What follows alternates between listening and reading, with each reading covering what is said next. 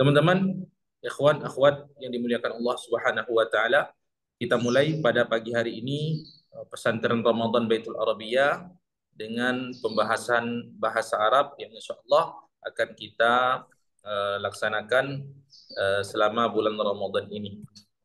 Baik, Ana akan tampilkan di layar ya. Ana akan tampilkan di layar. Di sini ada silabus yang sudah disusun oleh tim Baitul Arabiyah yang akan kita pelajari insyaallah taala pada pembelajaran bahasa Arab. Pesantren Ramadan Baitul Arabiyah, materi bahasa Arab dan nahwu sharaf.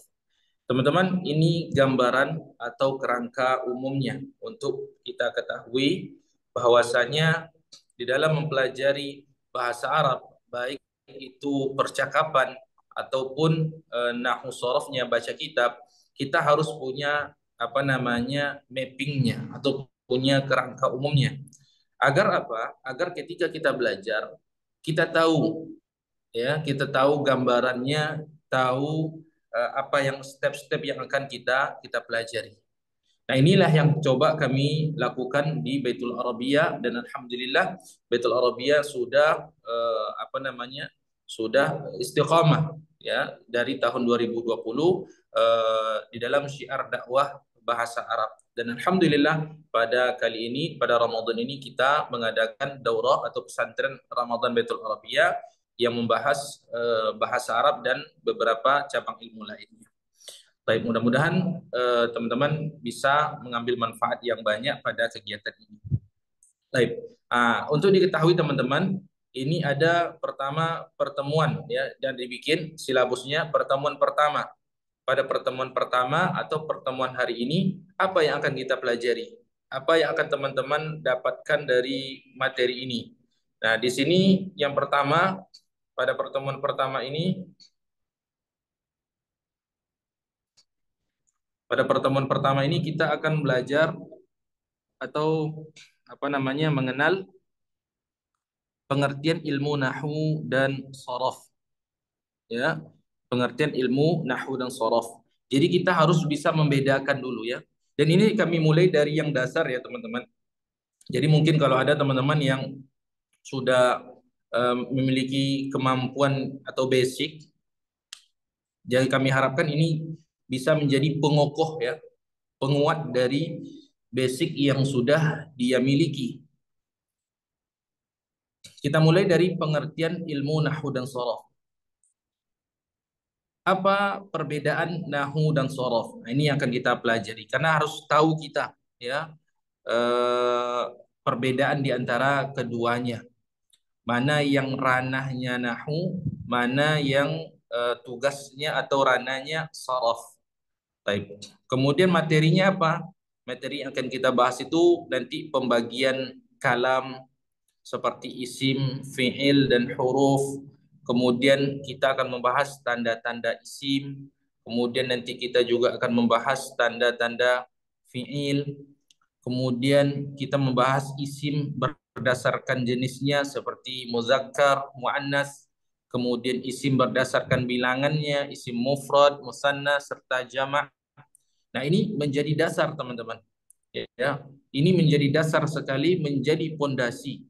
Ya, kalau kita tidak paham ini sulit kita akan memahami pelajaran bahasa Arab itu, baik secara speaking atau hiwar ataupun baca kitab, ya, ataupun baca kitab akan sulit karena kita tidak tahu komponen dasarnya. Nah, kemudian pada pertemuan kedua itu kita akan membahas insya Allah pertemuan kedua besok, yaitu kita akan membahas tentang pembagian jumlah atau kalimat ya, pembagian jumlah. Nah, jadi setelah kita menguasai, nah ini ya, ini anak kasih apa namanya mappingnya atau kerangka umumnya. Setelah kita menguasai teman-teman, atau kuasai pada pertemuan pertama apa itu kalimat, isim, fiil, huruf, tanda-tandanya, antum ya nanti akan kita ajarkan pembagian jumlah. Apa itu pembagian jumlah atau pembagian kalimat? Jadi setelah kita mengenal kalimat, atau kata, kita akan belajar tentang jumlah atau kalimat dalam bahasa Arabnya. Di situ ada jumlah ismiyah, ya, seperti ada mubtada dan khobar. Apa itu mubtada, apa itu khobar, kemudian apa syarat dari mubtada, apa saja pembagian khobar. Nah, ini insya Allah pada pertemuan kedua. Kemudian setelah itu kita pindah nanti ke jumlah fi'liyah, karena jumlah itu ada dua, ada jumlah ismiyah, ada jumlah fi'liyah. Setelah kita kuasai jumlah ismiyah, kita akan menguasai jumlah fi'liyah. Apa itu jumlah fi'liyah? Jumlah yang terdiri dari fi'il, fa'il, maf'ul bih. Nah, tidak semuanya. Nanti ada jumlah fi'liyah itu yang dia hanya butuh fa'il. Ada jumlah fi'liyah yang butuh maf'ul. Nah, bagaimana kita membedakannya? Nah, nanti membedakannya ini melalui yang namanya fi'il lazim dan muta'addi. Apa itu fi'il lazim? Apa itu fi'il muta'addi? Bagaimana pula membedakannya? Ini insya Allah nanti pada pertemuan yang ketiga, biiznillah ta'ala kita bahas ini. Nah, setelah kita menguasai itu, ya, setelah kita menguasai pembagian kalimat, kemudian jumlah, barulah di situ teman-teman kita nanti akan bisa menggunakan mufradat yang kita miliki dengan cara yang tepat dan benar. Karena, nah ini catatan, karena di dalam bahasa Arab itu kita hanya memulai dengan dua cara. Kalau enggak kita mulai dengan jumlah ismiyah, berarti kita mulai dengan jumlah fi'liyah. Nah, ibaratnya sekarang kita punya mufradat yang banyak nih. Ibarat kita punya pistol, kita sudah punya pelurunya. Pelurunya itu apa? Mufradat. Antum punya mufradat ini. Ya, antum punya mufradat. Mufradat antum banyak. Antum sudah kuasai 1000 mufradat isim dan fi'il. Tapi antum belum bisa menggunakan. Kenapa? Karena antum tidak tahu kerangkanya. Ya, maka kita dahulukan pembahasannya apa? Pembahasan jumlah ismiyah, jumlah fi'liyah. Karena nanti bahasa Arab itu seputar itu saja. Kalau dia tidak jumlah ismiyah berarti jumlah fi'liyah. Nah, kalau kita kuasai yang pertemuan kedua dan ketiga ini, pertama, kedua, dan ketiga, insya Allah pada pertemuan keempat ini kita akan merasakan manfaat yang luar biasa insya Allah ta'ala. Nah, kemudian pada pertemuan kelima kita akan menguasai wazan sulasi mujarrad dan mazid dan serta aplikasinya dalam bahasa Arab. Nah, ini rananya sorof, ya. Karena kata itu nanti ada yang berubah. Nah, bagaimana perubahannya? Nah, ini nanti fokusnya pada sulasi mujarrad dan mazid. Nah, sulasi mujarrad dan mazid ini sangat penting di dalam ilmu sorof, teman-teman. Ya, sangat sangat penting di dalam ilmu sorof. Kenapa kami katakan ini sangat penting? Ya, kenapa kami katakan sangat penting? Karena nanti dengan menguasai fi'il sulasi mujarrad dan mazid, kita akan mudah nanti menguasai masdarnya. Kita akan bisa bikin fi'il amarnya. Ya, fi'il madhi, fi'il mudhari, masdar, fi'il amar, isim makan, isim zaman, isim alat, dan sebagainya. Ya, dari situ turunannya. Ya, jadi penting ini pada pertemuan kelima ini. Baik. Kemudian baru pada pertemuan keenam, kita akan membahas cara mengi'rab dasar. Nah, setelah kita kuasai pertemuan 1 sampai 5, kita sudah punya bekal, sekarang barulah kita belajar mengi'rab. Ustadz, kenapa diakhirkan mengi'rab? Nah, mengi'rab itu bisa dikatakan tujuannya untuk kita mengetahui kedudukan suatu kalimat sehingga memudahkan kita nanti dalam menerjemahkan, ya. Jadi kalau kita tahu kedudukan suatu kata, kita akan lebih mudah memaknai literasi Arab itu, atau kita akan lebih mudah untuk menerjemahkan literasi bahasa Arab itu nantinya. Maka kita belajar bagaimana cara mengi'rab, menentukan suatu kedudukan dan maknanya serta harokatnya. Nah, ini pada pertemuan ke-6 insyaallah, dan 6 pertemuan ini akan kita selesaikan insyaallah taala pada bulan Ramadan ini. Jadi kami harapkan teman-teman semuanya bisa istiqomah, kita sama-sama belajar pada kelas ini. Mudah-mudahan Allah Subhanahu wa taala memberikan kemudahan kepada kita semua. Amin amin ya rabbal alamin. Baik, sebelum kita mulai, Kira-kira teman-teman insya Allah sudah dapat gambaran apa yang akan kita pelajari?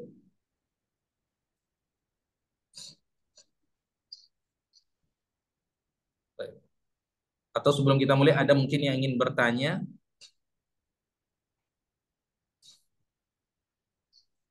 Baik. Barakallahu fikum.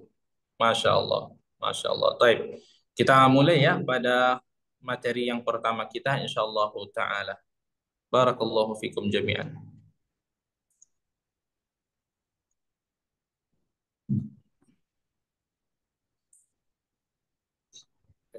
Kita mulai pada materi kita yang pertama. Baik. Pertemuan pertama ini kita akan membahas tentang ta'rifun nahwi was sarfi, pengertian dari ilmu nahwu dan ilmu sharaf. Apa pengertian nahwu dan apa pengertian sharaf. Sehingga kita tahu fungsi dan tugas masing-masing. Kita mulai pengertian dari ilmu an-nahwu, ya, pengertian dari ilmu an-nahwu. Baik. Ilmun yu'rafu bihi ahwalu awakhiril kalimati min haitsul bina wal i'rab. Ilmu yang mempelajari keadaan akhir kata dari segi bina dan i'rab. Ilmu yang mempelajari keadaan akhir kata. Ini kata kuncinya ya. Nah, jadi kata kunci dari ilmu nahwu itu adalah mempelajari perubahan atau keadaan akhir kata. Nah, baik. Dari segi bina dan i'rab. Nah, kita akan membahas atau mempelajari di nahwu itu keadaannya akhir kata. Apakah dia nanti berubah ataukah dia tetap? Kalau dia berubah itu disebut dengan mu'rab. Misalnya ada kalanya Zaidun, ada kalanya nanti dibaca Zaidin, ada kalanya dibaca Zaidan. Lah kok bisa? Padahal orangnya sama. Sama-sama Zaid diartikan. Tapi kok dibaca Zaidan, ini kok dibaca Zaidin, ini kok dibaca Zaidun. Kenapa? Bukankah orangnya sama? Ya sama. Cuma harakat akhirnya itu akan berubah. Kenapa? Karena ada yang menyebabkannya berubah. Nah, ini disebut dengan apa? Kalau dia berubah, maka disebut dengan mu'rab atau i'rab. Baik. Ada kalanya nanti dia tidak berubah. Baik. Secara kasat mata dia tidak berubah. Ya. Dia tidak berubah secara kasat mata, tidak nampak perubahannya. Dia tetap harokatnya. Contohnya domir ya. Apa namanya? Huwa. Huwa akan selamanya dibaca huwa. Tidak akan pernah dibaca huwu atau huwi, tidak ada. Atau dibaca huwan, huwin, huwun, tidak. Dia akan selamanya dibaca huwa. Itu disebut dengan apa? Bina atau mabni. Ya, bina atau disebut dengan mabni. Taib. Barakallahu fikum. Kita bikin contohnya. Contoh pengaplikasian ilmu nahwu. Contoh pengaplikasian ilmu nahwu. Nah, perhatikan, ini kalimatnya. Taib. Ja'a at-talibu. Yang dibahas yang mana? Yang menjadi pembahasan kita itu adalah at-talibunya. Taib. At-talibunya. Baik, perhatikan harakat akhirnya. Apa harakat akhirnya? Adalah dhamma. Baik, harakat akhirnya apa? Dhamma. Sekarang lihat, raaitu taliba. Harakat akhirnya apa? Fathah. Baik, lihat lagi salamtu ala talibi. Harakat akhirnya apa? Kasrah. Padahal orangnya masih sama, yaitu talib. Tapi kok bisa berbeda? Nah, ini disebut dengan apa? Disebut dengan, atau ini tugas siapa? Tugas ilmu nahwu. Dan dia membahas perubahan atau keadaan harakat akhir dari segi apa? I'rab atau bina atau i'rab. Nah, kalau yang berubah-ubah disebut dengan apa? I'rab atau mu'rab. Kalau yang harakatnya tetap disebut dengan apa? Bina atau mabni. Nah, kalau contoh tiga di awal ini, dia contoh apa ini? Mu'rab apa mabni? Mu'rab. Dia merupakan contoh mu'rab, mu'rabun. Ya, dia adalah contoh mu'rab.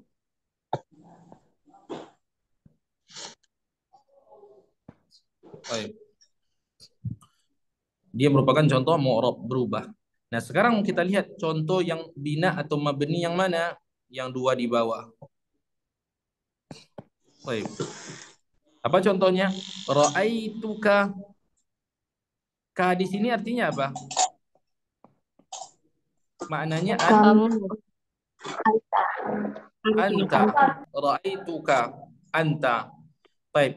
Dia akan selamanya dibaca ka kalau dia bermaknakan anta. Kalau kita menginginkan makna anta, maka dia selamanya akan dibaca ra'aituka. Tidak akan dibaca ra'aituku atau ra'aituki kalau kita menginginkan makna anta. Atau salamtu alaika. Tidak mungkin kita baca salamtu alaikan, alaikin, alaiku. Tidak. Dia akan selamanya dibaca alaika kalau kita menginginkan makna anta. Nah, perhatikan ka. Dia tidak akan berubah harakatnya. Kecuali kita menginginkan makna anti. Jadinya apa?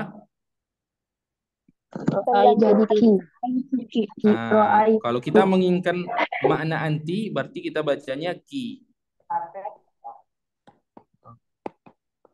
Salam tu alaiki. Oke. Baik, barakallahu fikum.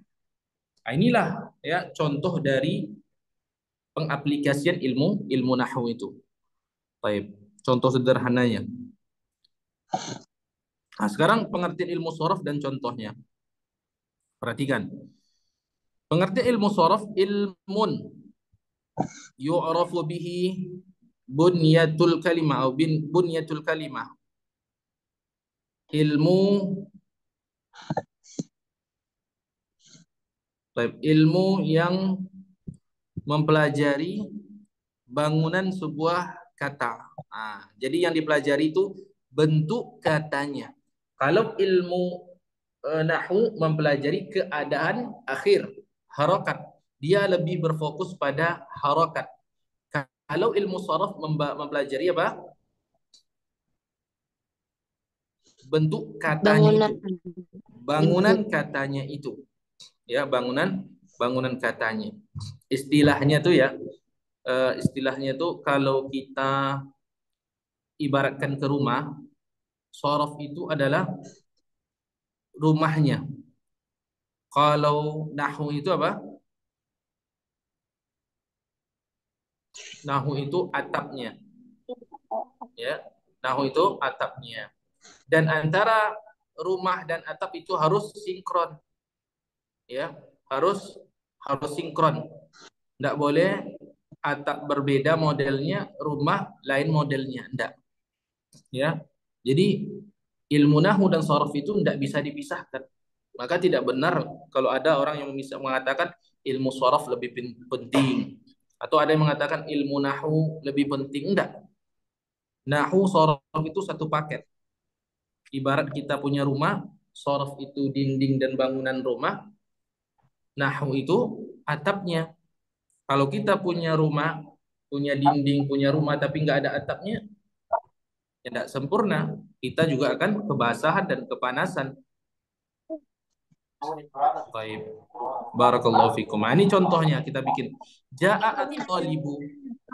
Ja'a at-talibu. Baik. Ja'a at-talibu. Yang dibahas itu apa? Kata at-talibu ini. Baik.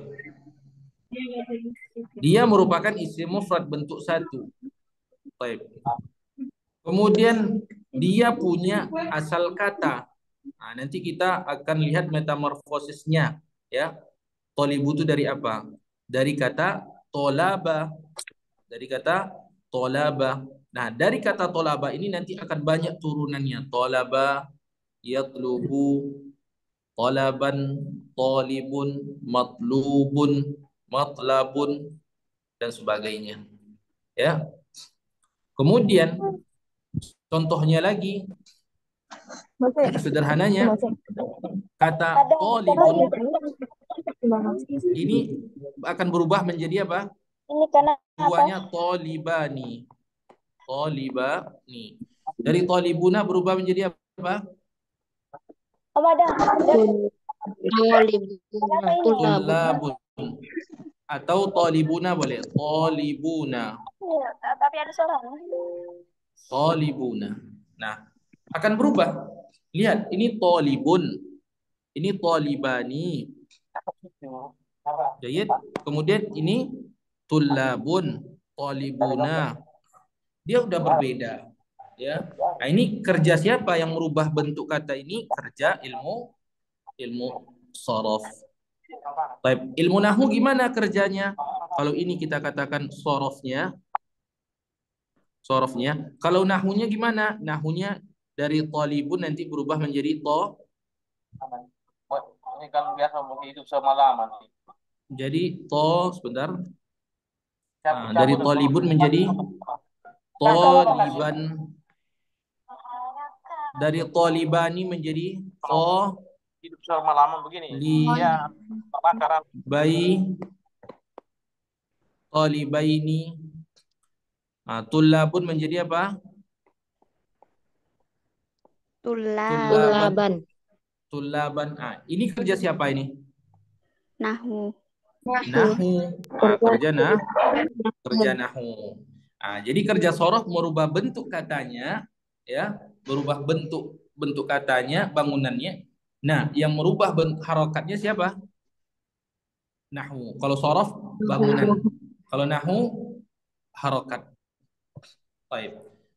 Kira-kira sulit apa mudah ini? Nahu itu, nahu sorof. Insya Allah mudah. Insya Allah mudah, serius. Insya Allah mudah. Ana dulu juga merasa nahu sorof itu agak mumet. Mumet itu agak apa ribet gitu. Kayak belajar matematika dulu, ya dulu. Sebelum Ana menemukan uh, guru yang tepat untuk mengajarkan, ya. Dulu memang kayak belajar nahu sorof itu, aduh, kayak belajar matematika gitu. Sebenarnya matematika juga tidak sulit, kimia juga tidak sulit. Hanya saja terkadang kita belum menemukan cara yang tepat untuk mempelajarinya. Maka kita di Baitul Arabiyah itu membuat kurikulum yang sesederhana mungkin bisa untuk untuk dipahami oleh kalangan awam yang ingin belajar dan juga bisa dipelajari atau dipahami oleh para talibul ilmi, ya. Karena kalau kita buka misalnya buku nahwu, kita buka misalnya kitab-kitab turas dalam ilmu nahwu, itu langsung kalau kita baca terjemahannya ya mungkin agak sulit gitu. Misalnya buka Alfia, buka Imriti, buka Kawakib, atau sederhananya misalnya kita buka apa Al-Jurumiyah. Al-Jurumiyah itu kalau kita baca sendiri tanpa berguru juga akan sulit. Ya, maka kita coba di Baitul Arabiyah itu bersama tim kurikulum itu menyederhanakan materi-materi nahwu shorof dan memudahkan, ya. Dan alhamdulillah, nah ini yang apa namanya yang diadakan di Baitul Arabiyah. Baik. Teman-teman yang dimuliakan Allah Subhanahu wa taala. Nah, inilah perbedaan dari ilmu nahwu dan shorof. Setelah kita mengetahui perbedaannya, maka langsung kita masuk ke materi kita, yaitu aqsamul kalimah. Ya, aqsamu al-kalimah, yaitu pembagian kata. Pembagian kata. Karena dalam bahasa apapun itu cuma ada kata dan apa? Kata dan huruf. Kata dan kalimat. Nah, kita harus tahu nih komponen kata itu apa, komponen kalimat itu apa. Kalau kita kuasai kata atau kita kuasai kalimat, udah insya Allah Ya, insya Allah itu sudah muyassar itu semuanya. Baik, kita lanjut. Aqsamul kalimah, pembagian kalimat. Nah, sebelum kita masuk, ini ada catatan penting agar kita tidak apa namanya salah dalam memaknai istilah. Perhatikan teman-teman, di sini ada kata, di sini ada kalimat. Kata ini dalam bahasa Indonesia, kalimat ini dalam bahasa Indonesia. Baik. Kata dalam bahasa Indonesia apa? Kalimat Susunan dari dari huruf, Zat. dari huruf. Kalau kalimat Susunan dari kata. ahsan. Nah, dalam bahasa Arab kata itu disebut dengan al-kalimatu. Disebut dengan al-kalimatu. Apa itu al-kalimah? Kata Tersusun dari huruf, Zat. huruf, ahsan. Ada namanya jumlah. Jumlah itu tersusun dari kalimat. Nah, jumlah kalau kita artikan ke bahasa Indonesia Kalimat. Masya Allah. Barakallahu fikum. Paham itu insya Allah ya? Insya Allah. Baik, barakallahu fikum. Nah, sekarang kita lihat al-kalimatu, definisinya lafaz yang dibuat untuk menunjukkan makna sesuatu. Ya, itu kalimat. Seperti qalamun itu kalimat. Sayyaratun kalimat. Apalagi saburatun, jawalun itu namanya kalimat untuk menunjukkan makna terhadap sesuatu. Apa? Alat komunikasi disebut dengan apa? Jawalun. Jawalun itu kalimat apa jumlah? Kalimat. Kalimat. Baik. Alat transportasi disebut dengan apa? Rodanya 4. Sayyaratun. Sayyaratun. Kalimat apa jumlah? Kalimat. Kalimat. Ahsan. Kalimat. Nah, sekarang dia tersusun dari beberapa kalimat. Ini mobil. Hazihi sayyaratun. Dia kalimat apa jumlah? Jumlah. Jumlah itu kumpulan dari beberapa kata yang memberi makna sempurna. Memberi makna sehingga kita paham ada apa dengan sesuatu itu. Seperti sayyaratun. Ya sudah, kita pahamnya mobil. Tapi kita ingin sesuatu ada makna terhadap mobil ini. Apa contohnya? Hadhihi sayyaratun jamilatun. Berarti langsung kita paham ini mobil yang indah, mobil yang cantik. Maka ini disebut dengan jumlah. Baik. Nah, ini dua ini akan kita bahas insyaallah taala. Kita mulai pembagian kalimat. Ya, pembagian al-kalimatu. Pembagian kalimat itu ada 3. Pembagian kalimat ada 3. Pertama disebut dengan isim. Kedua disebut dengan fi'il. Yang ketiga disebut dengan huruf. Isim, fi'il, dan huruf. Nah, cuma 3 ini. Tidak banyak-banyak. Ya. Kalau kita kuasai isim, kuasai fi'il, kuasai huruf, sudah. Kita sudah menguasai setengah dari bahasa Arab itu. Karena bahasa Arab itu kalau dia tidak isim, kata bahasa Arab itu kalau tidak fi'il. Kalau tidak huruf. Tidak ada yang lain. Baik. Nah, apa itu isim? Mari kita berkenalan. Mari kita berkenalan dengan sang isim ini. Definisi isim. Apa itu isim? Baik. Ana mintalah satu orang. Siapa yang mau baca ini? Ana Ustaz. Tafadhal akhi. Mas muka? Ismi Ramadan, Zat. Ramadan, Masya Allah. Wulidta fi Ramadan. Lahir di Ramadan. Sahih, Zat. Masya Allah. Tafadhal. Naam, Zat. Ma dalla ala ma'nan fi nafsihi ghaira muqtarinin bizamanin. Kata yang menunjukkan suatu makna pada dirinya sendiri tanpa disertai keterangan waktu. Contoh kata isim kitabun, arti buku, jenisnya kata benda. Yaumun, hari, artinya hari, jenisnya keterangan waktu. Al-Madinatu, artinya Madinah, jenisnya keterangan tempat. Kemudian kabirun, artinya besar, jenisnya kata sifat. Nah, ahsan. Nah, isim itu adalah kata yang menunjukkan sesuatu pada dirinya, makna pada dirinya, tanpa disertai keterangan waktu. Nah, jadi ini nanti yang menjadi hal dasar yang membedakan antara isim dengan fiil. Jadi kalau ditanya apa yang membedakan antara isim dengan fiil ini, ya, yang menjadi pembeda atau dasar dari pembeda dari isim dan fiil itu ini. Kalau isim itu tanpa ada keterangan waktu, dia tidak disertakan waktu, seperti kitab. Ada enggak keterangan waktu kitab itu? Tidak ada. Tidak ada. Maka cara menentukannya gini, ya. Ini kaidah umumnya ya, secara lazimnya, secara kebanyakannya. Kita coba tanyakan pakai mata atau kapan.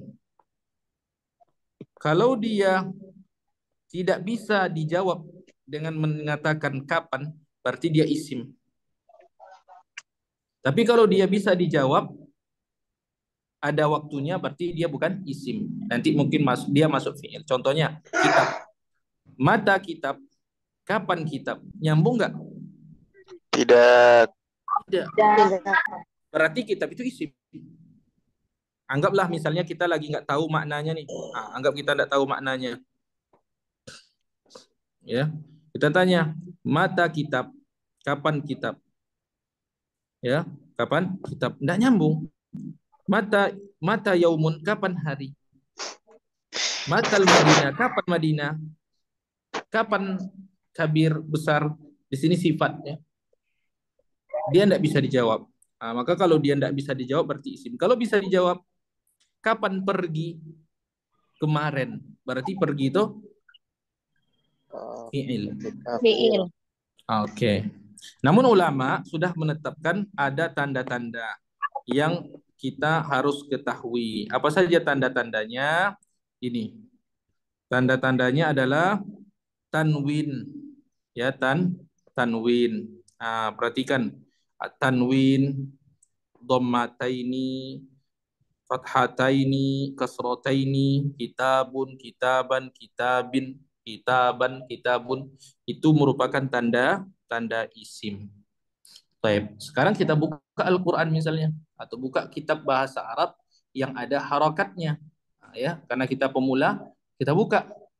Kita lihat, oh, ini ada tanwin, berarti dia isim. Kita lihat, dia dhammatain, oh, berarti dia isim. Nah ini ya, jadi kalau kita melihat ada kata yang dia ada tanwinnya di situ, maka dia apa? Merupakan isim. Kemudian kata yang ada alif lamnya. Ya, kata yang ada alif lamnya berarti dia juga isim. Nah, ini nanti mudah kita praktek, kita buka Al-Qur'an, nah kita cari berdasarkan klasifikasi ini. Kemudian ada tamarbutoh di akhirnya. Nah, ya. Ada tamarbutoh di akhirnya. Berarti dia isim juga. Kemudian dimasuki oleh huruf-huruf tertentu, seperti sebelumnya ada huruf jar, perhatikan. Ada huruf jar, berarti setelah huruf jar itu pasti 100% isim. Kemudian ada waw qasam atau ada huruf qasam, ya, huruf untuk bersumpah. Wallahi, tallahi, billahi. Setelah huruf qasam, huruf untuk bersumpah, pasti dia isim. Nah, gitu. Kemudian huruf nida, ya, setelah huruf nida. Nah, setelah huruf nida itu pasti dia isim. Nah, setelah huruf nida itu pasti isim. Nah, jadi inilah tanda-tanda dari isim itu. Nah, ini sangat penting untuk kita ketahui. Baik. Bisa dipahami sampai di sini insyaallah. Insyaallah Ustaz. Ustaz. Barakallahu fikum. Ya. Nah, untuk isim ini itu biasanya kata benda, keterangan waktu, keterangan tempat, kata sifat, itu dia merupakan apa? Merupakan isim.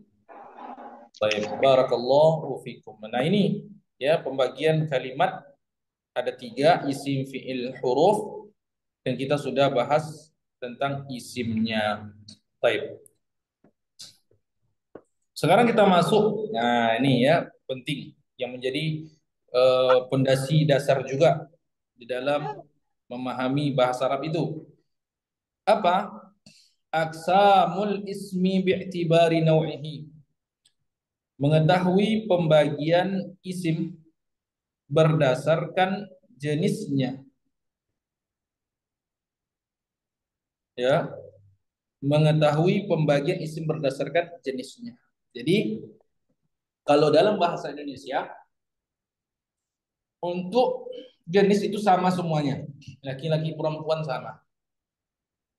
Ya, tapi kalau dalam bahasa Arab tidak dipisahkan antara laki-laki kata untuk laki-laki dan kata perempuan, atau kata laki-laki dan kata perempuan, atau dalam istilahnya disebut dengan apa? Muzakkar dan muannas.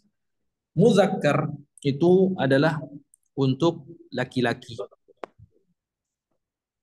Kemudian muannas untuk perempuan, atau maksudnya jenis dari kata itu. Muzakkar dan jenisnya muannas. Oke. Apa saja?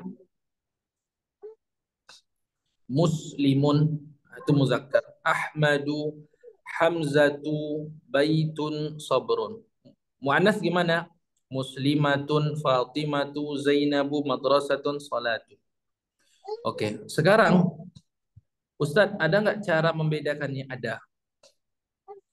Gimana?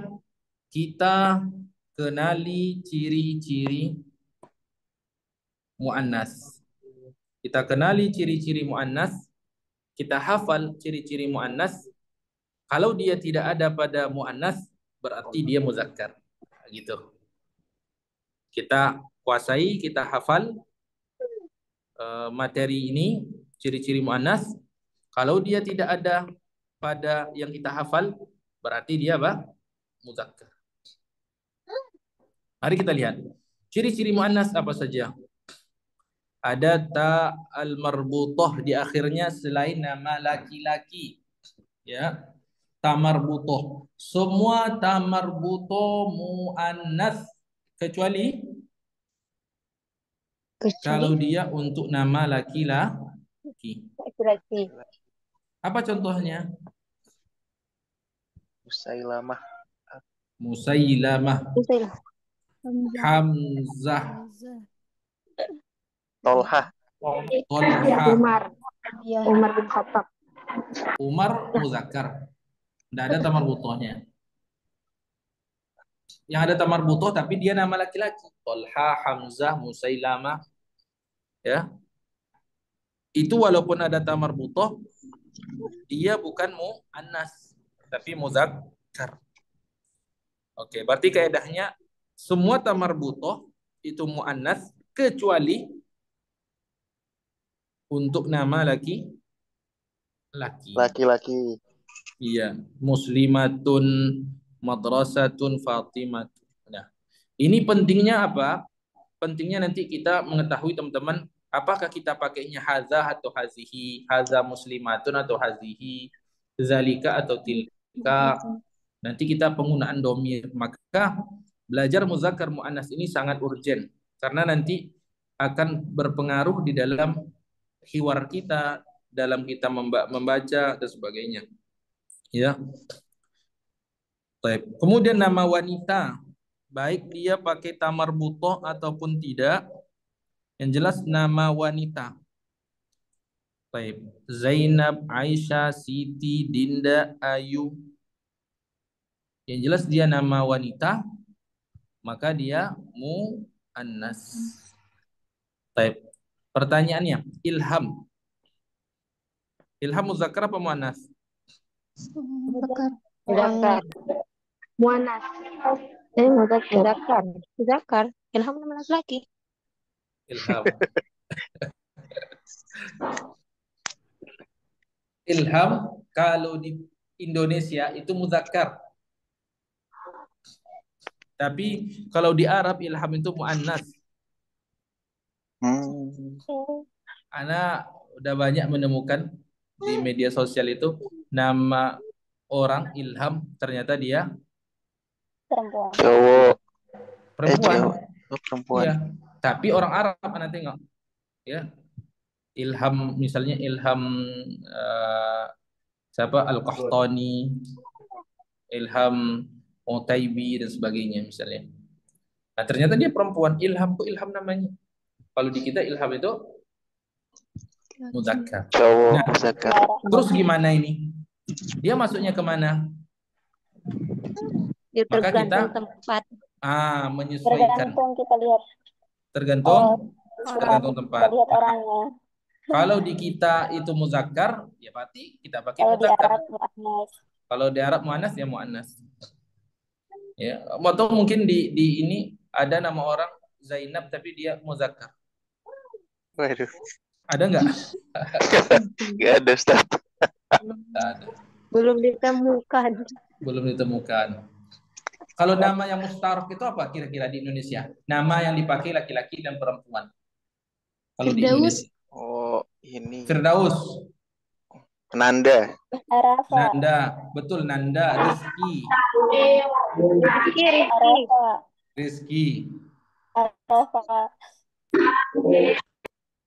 Nanda, Rizki. Siapa lagi? Rifki. Aulia. Aulia. Iya, Aulia. Aulia. Apa? Arafa. Arafah, Arafat, iya. Nah, itu. Nah, ini kalau model seperti ini kita harus sesuaikan.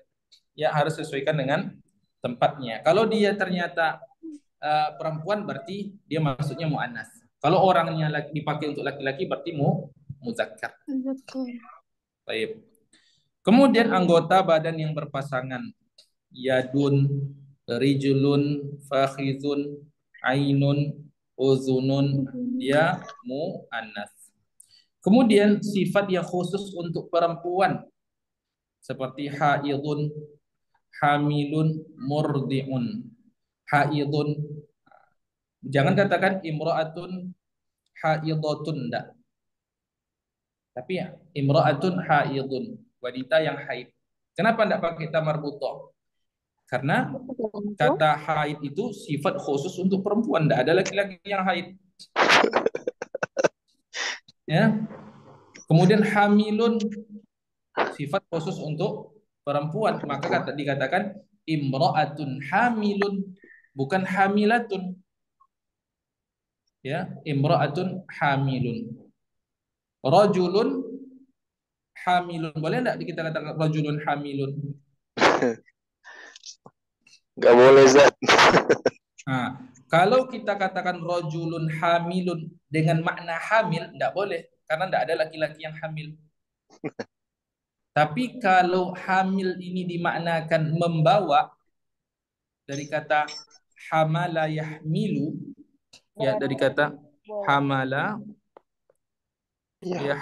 yahmilu, maka boleh kita katakan rajulun hamilun. Isim fa'ilnya rajulun hamilun. Artinya apa? Wah, seorang laki yang membawa.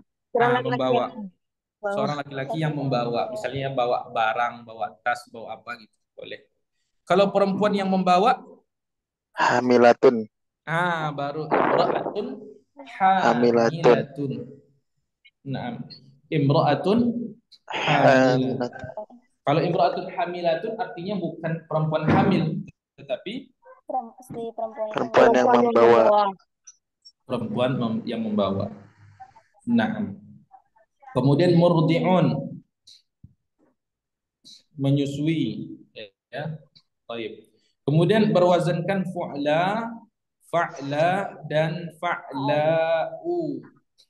Kalau kita menemukan wazan ini, fu'la, fa'la dengan fu'la. Lihat tulisannya ya, penulisannya. Fu'la, fa'la dengan fa'la'u. Fu'la sughra, kubra, husna, yumna. Baik. Fa'la jaw'a, atsya, kasla. Fa'la'u hamra, sauda'u, safra'u. Ini wazan ini. Kalau kita menemukan kalimat dengan wazan ini, berarti dia mu'annas. Maka kita katakan hiya jaw'a atau huwa jaw'a. Iya jauh. Hiya jaw'a. Hiya jaw'a. Jaw'a. Naam, hiya kasla. Iya sayangku cinta. Nah, Ustaz. Barakallahu fikum. Nah, kemudian jamak yang tidak berakal. Nah, perhatikan. Jamak yang tidak berakal dia dimasukkan ke muannas. Jamak yang tidak berakal. Kutubun, aklamun, sayyaratun, makatibu, buyutun, masajidu. Pokoknya jamak yang tidak berakal. Maka dia dimasukkan ke Muannas. muannas. Muannas. Baik. Kemudian nama negara, bangsa, daerah, suku dan sebagainya. Itu dia dimasukkan ke mana? Muannas. Muannas. Nah, kemudian ada catatan, terdapat beberapa isim muannas yang tidak ada tandanya. Dia tidak ada tandanya. Nah, dan ini dihafal. Apa saja? Pertama, Syamsun. Dari mana kita tahu dia muannas? Karena emang hakikatnya. Dari Al-Quran. Apa kata Allah? Idza syamsu kuwirat Wasyamsi wa duhaha. wasyamsi wa duhaha. Allah datangkan dia dalam bentuk muannas. Walaupun dia tidak termasuk dari misal dari ciri-ciri dari 1 sampai 6. Tapi Allah menyebutnya dengan Muannas. muannas. Ardun, apa kata Allah dalam Al-Quran? Wal ardi wa ma tuhaha. Wal ardi Wa ma tuhaha. wal ardi wa ma Tuhaha. na'am. Baik. Kemudian narun.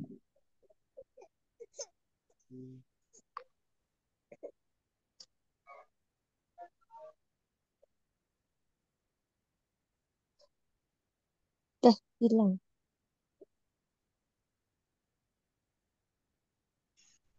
Jamak yang tidak berakal. Terus apa tadi? Baca. Nama suku, nama negara. Nama bangsa dan daerah. 6. kalau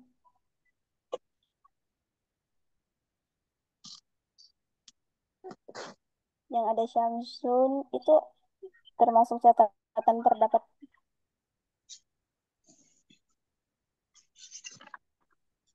Muannas yang tidak memiliki tanda. yang apa? Yang tidak ada tandanya. Oh, Iya.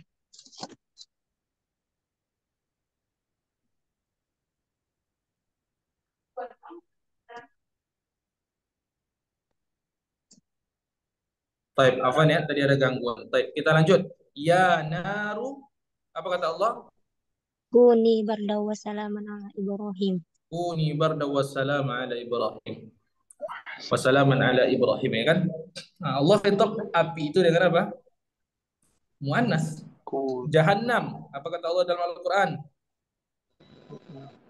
fi nari jahannam khalidina fiha Ahsan Jahannam khalidina yaslawnaha ha ha. Muannas Allah sebutkan. Rihun. arihun. Dalam hadis Nabi itu kalau datang angin rihun Allah sebutkan fala tasubbuha, kata Nabi. Kata subuha. Oh, no.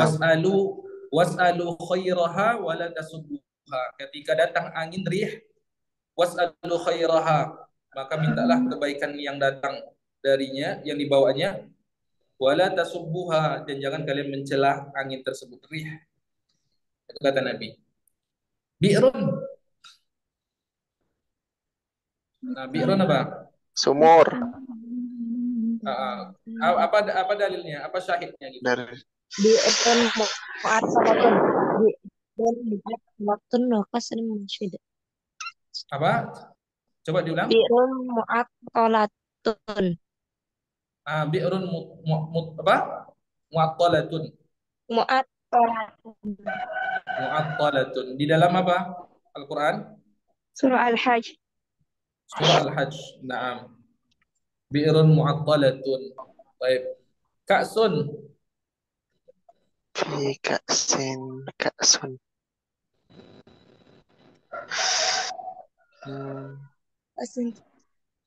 Wa ka'san dihaqa. Wa ka'san dihaqa. Baik. Yang lain. Bika sim let's go. Bika kana mizajuha kafura. Wa kana mizajuha. Baik. Nafsun. Wa nafsi wa ma sawwaha. Nah, kemudian yang apa? Ya ayyatuhan nafsul mutmainnah. Mutmainnah. Sama'un. Wassama ila Ila sama'u fatarat. Dia ini maka Baik. Nah, itu. Jadi walaupun dia tidak ada tanda, tapi Allah sebutkan apa? Di dalam Sebagai Al-Quran. Muannas. dalam Al-Quran sebagai mu'annas. Nah, dan ini harus kita kuasai. Maka selain ini, maka dia merupakan apa? muzakkar. Muzakkar. Naam, barakallahu fikum. Nah, kemudian selanjutnya isim berdasarkan bilangannya. Nah, isim berdasarkan bilangannya. Baik. Ini materi terakhir kita pada hari ini, itu isim berdasarkan bilangannya. Baik. Apa saja? Ada 3. Ya, ada 3 teman-teman. Pertama disebut dengan isim mufrad. Itu makna tunggal, menunjukkan makna satu. Baik. Seperti kitabun, muslimun, al-qalamu, as-saburatu, kitabun. Naam. Itu mufrad. Kemudian musanna. Apa itu musanna? Dia menunjukkan makna 2. Nah, gimana caranya merubah dari 1 ke 2? Kalau dalam bahasa Indonesia kan 1 buku, 2 buku, 3 buku, 1 pena, 2 pena. Kalau dalam bahasa Arab enggak. Kita enggak bilang kitabun terus wahid kitab atau duanya isnani kitab, enggak. Atau salasa kitab, enggak. Kita bilangnya bukan wahid kitab, bukan isnani kitab. Bahasa Arab itu lebih enak dan lebih mudah. Gimana? Kalau mufradnya kitabun, maka musannanya ditambahkan alif dan nun.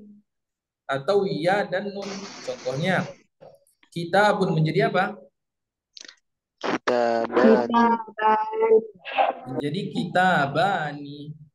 Nah, menjadi bani. Baik. Muslimun menjadi apa? Muslimani. Baik. Saburatun menjadi saburatani. Kitabun menjadi kitabani. Nah, baik. Nah, sekarang yang selanjutnya yaitu jamak. Nah, jamak ini agak sedikit banyak materinya. Maka diperhatikan baik-baik ya. Jamak itu bentuk apa? Bentuk banyak, 3 dan seterusnya. Kalau lebih dari 2, 3, 4 dan seterusnya itu sudah diklasifikasikan ke jamak atau sudah dimasukkan ke jamak. Nah, jamak itu ada 3. Jamak ada 3. Pertama disebut dengan jamak muzakkar salim. Yang kedua disebut dengan jamak muannas salim. Kemudian yang ketiga disebut dengan jamak taksir. Oke. Kita mulai. Apa itu jamak muzakkar salim? Jamak muzakkar salim itu ada syaratnya. Kalau dia memenuhi syarat ini, maka dia masuk ke dalam jamak muzakkar salim. Apa? Yang pertama merupakan nama orang. Laki-laki. Ya, nama orang laki-laki. Dia harus laki-laki. Baik. Kemudian walaupun dia laki-laki tidak boleh ada tamar butoh. Oke. Kemudian dia sifat laki-laki. Seperti contohnya Hamzatun. Boleh enggak kita Hamzatuna? Enggak Nggak boleh. boleh, Enggak Ustaz. boleh. Enggak boleh. Kenapa enggak boleh? Ada tamar Walaupun butuh. dia nama laki-laki tapi dia ada tamar Oh, ada tamar butoh. Baik. Kemudian sifat untuk laki-laki. Ya, sifat untuk laki-laki. Sabirun, shaimun. Nah, kalau dia memenuhi 2 syarat ini, maka cara merubahnya adalah ditambahkan di akhirnya waw dan nun atau ya dan nun. Ya, waw dan nun atau ya dan nun. Contohnya Muhammadun menjadi apa? Muhammaduna. Atau menjadi Muhammaduna atau Muhammadina. Sabirun menjadi sabiruna atau sabirina. Baik. Boleh enggak kitabun kita bikin kitabuna? Tidak boleh Kenapa? karena bukan nama laki-laki ataupun Karena sifat bukan nama laki-laki. Kitabun itu nama benda, tidak masuk ke dalam syarat untuk menjadi jamak muzakkar salim. salim. Kalau muzakkar iya, dia muzakkar. Dia muzakkar iya, tapi tidak bisa menjadi jamak muzakkar salim. Salim. Hamzah juga tidak boleh menjadi hamzatuna. Kenapa? Iya, Karena dia ada nama laki-laki, tapi ada Tak marbutoh. ahsan. Barakallahu fikum. Kemudian selanjutnya jamak muannas as-salim. Jamak al-muannas as-salim. Yaitu jamak menunjukkan banyak untuk wanita. Dengan cara apa? Ditambahkan alif dan ta. Atun atau atin. Ya. Baik. Nah, ini kalau jamak muannas salim ini boleh untuk semuanya, ya. Baik dia benda, orang dan sebagainya. Yang penting mufradnya itu dia muannas.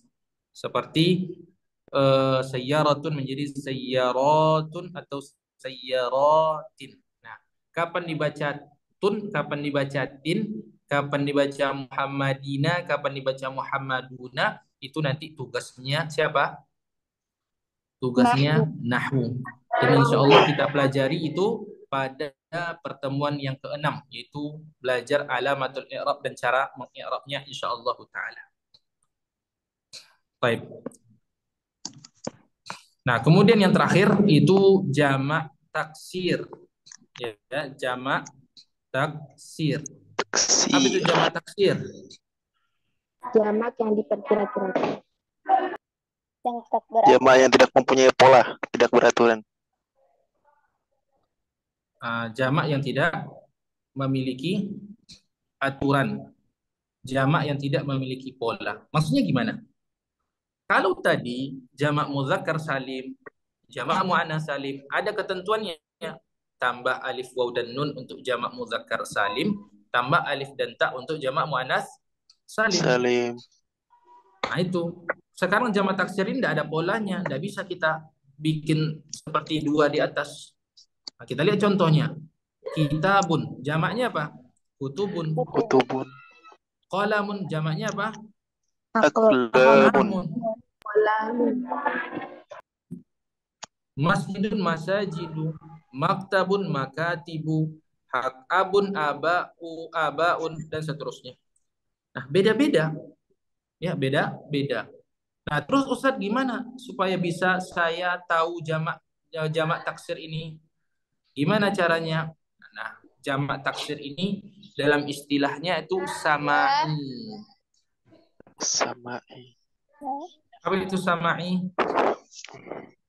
Pendengaran. Dia tidak punya pola. Ya, dia tidak punya pola. Artinya kita kalau mau tahu, pertama harus banyak membaca. Yang kedua, harus banyak bertanya. Tanya, Ustadz, kalau kita menemukan isim ya.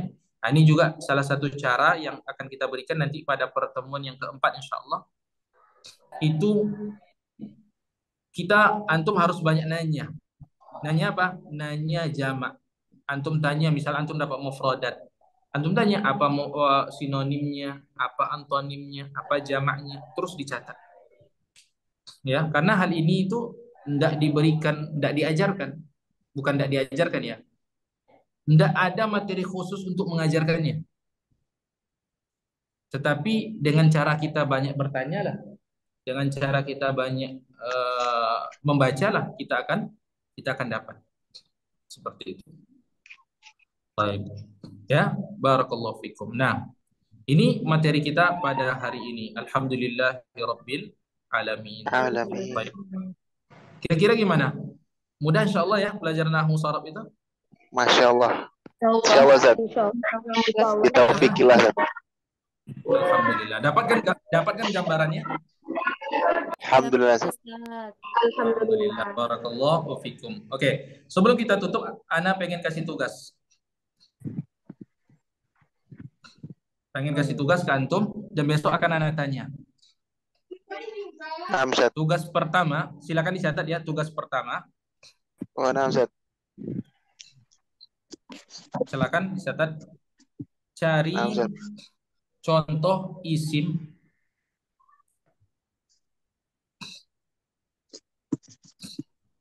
di dalam Al-Quran sebanyak 10 beserta tandanya. Sebanyak 10 beserta tandanya. Oke. Yang kedua, cari isim muannas di dalam Al-Quran juga sebanyak 5 ya, beserta ciri-cirinya. 5. Jadi kalau yang tadi 10, ini 5 ya. Iya, Nah, Ustaz. kemudian yang ketiga, cari jamak taksir dalam Al-Quran sebanyak 10. Ya. Tugasnya dikirim ya di grup. Siap, Ustaz.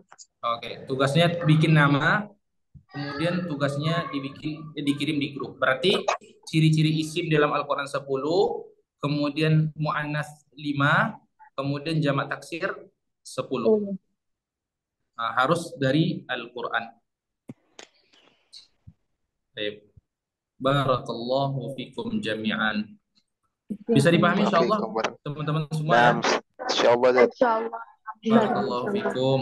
Jazakumullah khairan. Insyaallah kita bertemu pada besok pagi di jam yang sama insyaallah taala. Baik. Afwan, Barakallahu fikum. Iya, silakan. Kan tadi disebutnya Ada yang nggak punya ini. Mana ya tadi? Ya, tidak punya tanda. Tidak ada tanda-tanda. Ya, tidak ada tanda. Apakah itu hanya yang telah Ustadz sebutkan seperti Samsun, Ardun sampai Samaun atau masih ada lagi selain itu? Itu saja. Oh, Ya. ya. Kalau ada yang lain, kita harus bisa mendatangkan dalilnya. Ya, kita datang masuk dalam dalil itu syahidnya. Ya, seperti yang kita bacakan tadi, Syamsun ada Allah sebutkan dalam Al-Quran. Kalau teman-teman temukan yang lain dan ada syahidnya, berarti masuk itu. Ya, tapi yang kita sediakan, yang kita temukan itu yang ada di kitab yang telah kita ini kan. Ya, PDF-nya nanti dikirim insya Allah. Ini ada PDF-nya.